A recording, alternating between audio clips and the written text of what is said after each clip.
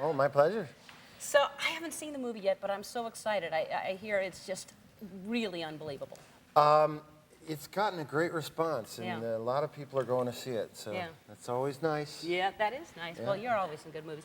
I just want to, before anything else, I'm shocked to hear this. Of course I do. I was up all night studying and reading all about you, as I do every night, but I thought, well, that's great. You're here now. There's really a reason. You really you don't have an answer phone or call waiting? No, no. An answer machine, no. You don't have an answer machine. How can you not have an answer machine or call waiting? It's actually, when I got rid of it, it was like, it was just incredibly liberating because, you know, when you come home, it's nice to just come home, you know? It's just to walk in the door, be home, see your kids, say hello to everybody. You get in this habit with answering machines. The first thing you do when you get home is you press the thing and you find out who called and you get all anxious and try to make the phone calls back. And I realized way before answering machines, when people didn't get you at home, they call you back. Right. Yeah. And when I call someone and I don't get them, I call them back. So it was a great revelation for me because I would sometimes get home, there'd be 25 messages, and I'd spend a half an hour, 45 minutes, you know, people leaving long, long messages that they're going to tell you on the phone anyway about. Yeah, those are the worst. Yeah. Those messages. Yeah, and on I have a voicemail, and I say, please leave a short message. Just say call, and then I'll call you back. You know, but. So you have a voicemail, and you have a cell phone, right? I do, yeah. Yeah, and so you're not anti-technology. Like you have one of your favorite inventions, as mine is the TiVo. Oh yeah. The TiVo is. TiVo is great. Do you know? Everybody knows what the TiVo is, obviously. Is there? TiVo is like probably the best invention of the last 25 years, I think. It really is. It's just, you know, the idea that you can watch what you want to watch, when you want to watch it. It's just kind of self-determination for TV watchers, you know. It's the ability to go through commercials, too. Sorry, guys, but, you know. This Not me. I stopped for commercials. My kids have become brilliant at it. They can go through commercials in like 3.5 seconds. Yeah, that probably advertisers aren't happy about the TiVo because of that. But what's great about the TiVo is, well, there's so many things but you can put in, you know, Tim Robbins, and it'll find every Tim Robbins movie, everything that you're on. That's called Snarfing. Yeah. It was a thing a friend of mine and I invented in college.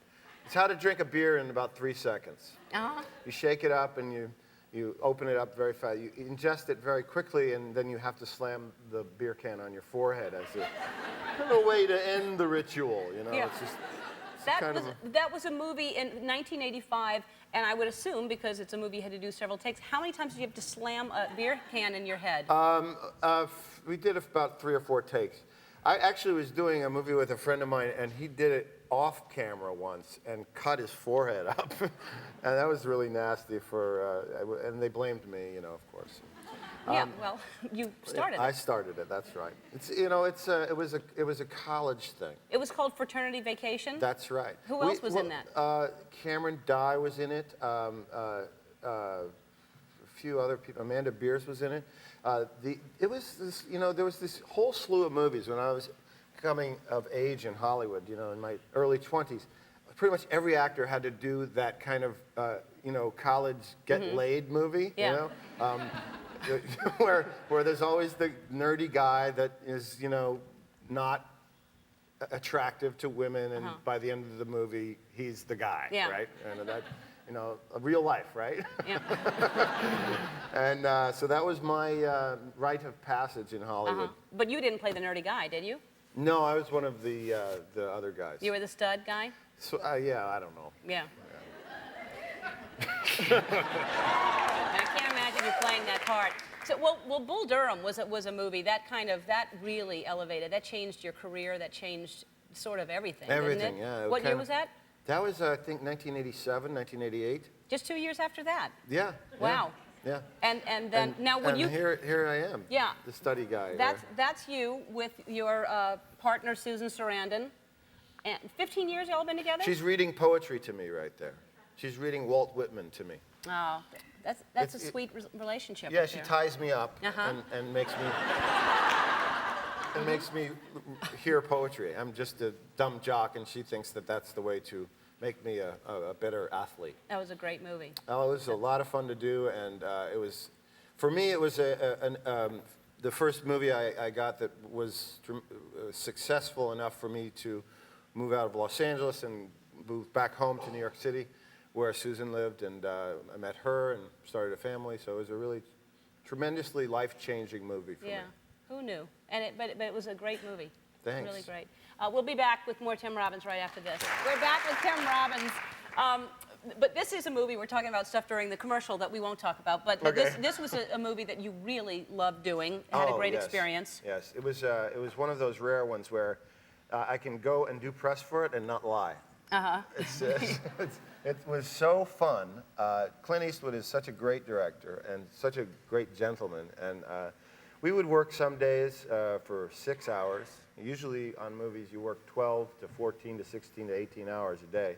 And Clint is so professional and so knows what he wants and is so confident in you and in his crew that he makes it very easy. You do 1 or 2 takes and that's it. So it was not that we wouldn't want to do a lot of takes. It was just that you felt so good about what you were doing while you were doing it. What a great cast. I mean, well, of course Fantastic. you're going to have faith in but everybody, there's Oscar buzz already about the movie, and your character is pretty intense from what I understand. Yeah, he's a guy that as a child was kidnapped and abused, and so for the rest of his life he's kind of defined in this neighborhood as being that kid, and what that does to him, because he didn't have parents that dealt with it or got him into therapy or anything like that, it makes him hold on to a tremendous amount of anger, and so throughout the movie he's like a kettle that's about to boil over.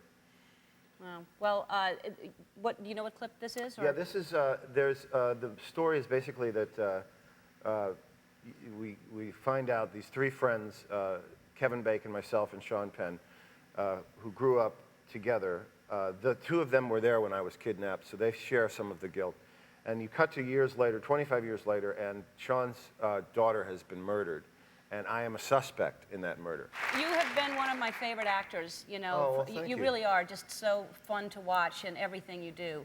And you just wrote and directed a new play that's opening soon? Yeah, it opens next Thursday at the Actors Gang Theater in Los Angeles. You can check it out by going to theactorsgang.com, and all the information is on there. All right. Well, thank you so much for being here, Tim. Thank I you. really appreciate it. Nice Thanks meeting very you. Mystic River in theaters now. We'll come back. The most difficult game on daytime television.